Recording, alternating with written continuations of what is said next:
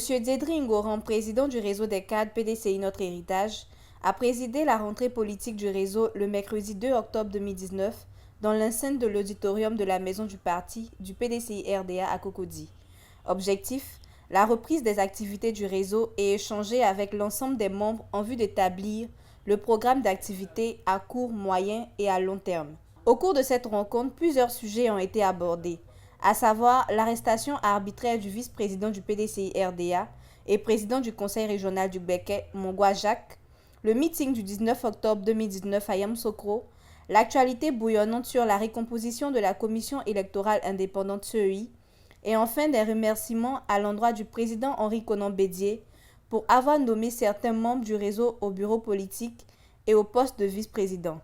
Le président Diedry Ngoran a demandé l'apport et la contribution des membres du réseau pour la rédaction d'une déclaration dans le but de battre en brèche la politique du pouvoir actuel et son appareil répressif. À la suite des interventions et contributions, cette déclaration a été approuvée et acceptée de tous les membres. Au sorti de cette session plénière, M. Diedry Ngoran, président du réseau des cadres PDCI Notre Héritage, a fait une déclaration à la presse. Déclaration des cadres PDCI Notre Héritage du 2 octobre 2019. Le réseau des cadres PDCI Notre Héritage note avec indignation la cristallisation de l'atmosphère socio-politique par le pouvoir RDR-RHDP. Nous constatons que depuis la rupture du PDCI RDA avec le groupement politique RHDP et sa sortie définitive, le RDR-RHDP ne cesse de poser des actions tendant à entraîner des clivages entre les populations ivoiriennes. Cela se manifeste, entre autres, par des dénis de démocratie et des violations flagrantes des dispositions réglementaires, légales et constitutionnelles de notre beau pays. Quelques faits.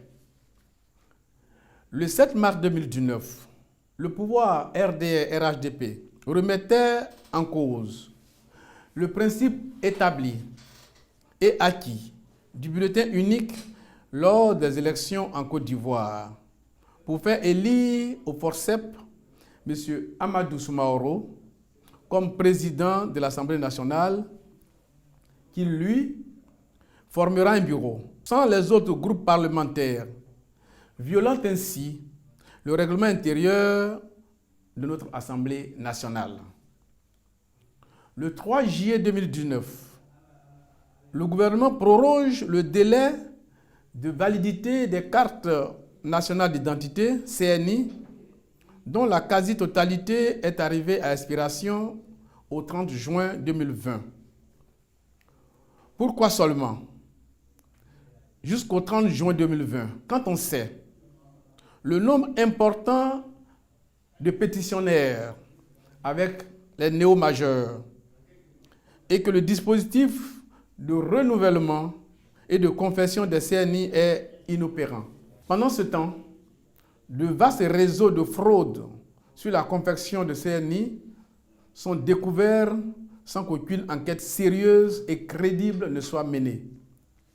Pire, le gouvernement fixe le coût d'établissement et de renouvellement de la CNI à 5 000 francs CFA dans un climat de paupérisation et de pauvreté généralisée où plus de la moitié des Ivoiriens vit avec moins de 500 francs CFA par jour, tout en procédant à la distribution de fortes sommes d'argent à leurs militants pour cette opération lors des tournées politiques RDR-RHDP.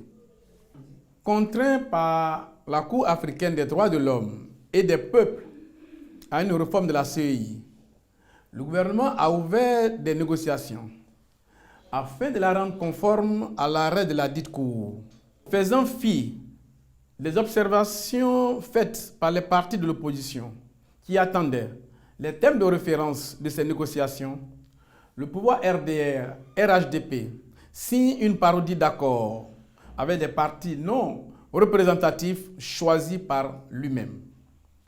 À l'issue du Conseil des ministres du 25 septembre 2019, Il désigne de manière unilatérale les 15 commissaires centraux de la Commission électorale indépendante, CEI, comprenant des personnalités qui suscitent plus de doutes que de sérénité dans cet important organe électoral. Aussi, procède-t-il le lundi 30 septembre à l'installation du bureau en y élisant un président, précédemment secrétaire général du Conseil constitutionnel.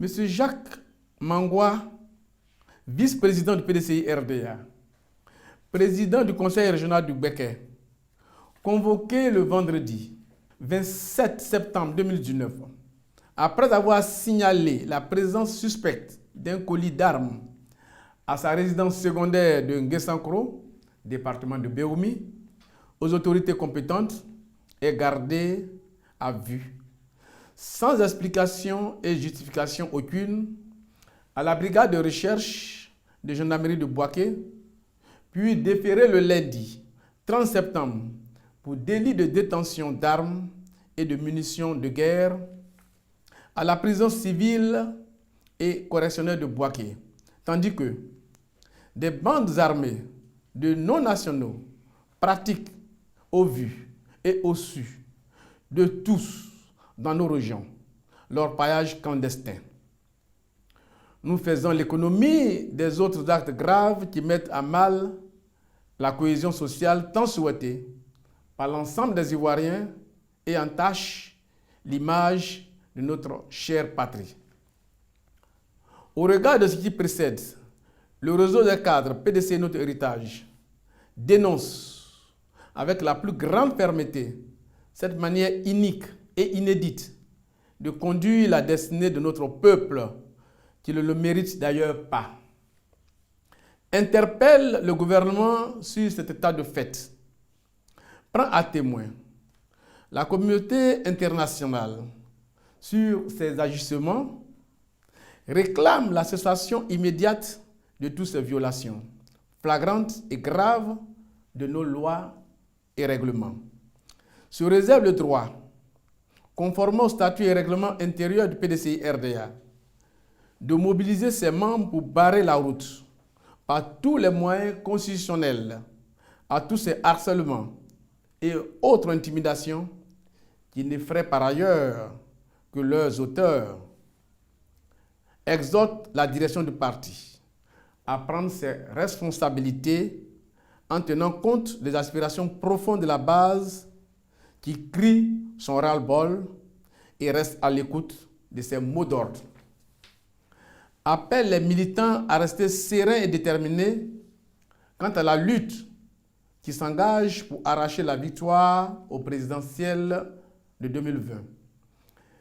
Réaffirme son soutien total au président Henri Konan Bédié, président du PDCI-RDA et à la haute direction du parti. Fait à Abidjan le 2 octobre 2019. Pour le réseau des cadres PDC Notre Héritage, le président Diédré Ngoran.